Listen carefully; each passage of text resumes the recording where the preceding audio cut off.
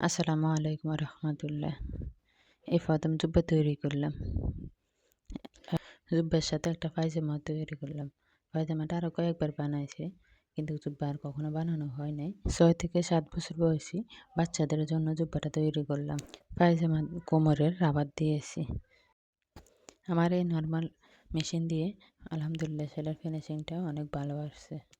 আসলে চেষ্টা থাকতে হবে, চেষ্টা থাকলে ইনশাল্লাহ সবই পারা যায়। আমি এই চেষ্টার কারণে জুব্বা তৈরি করতে পারলাম।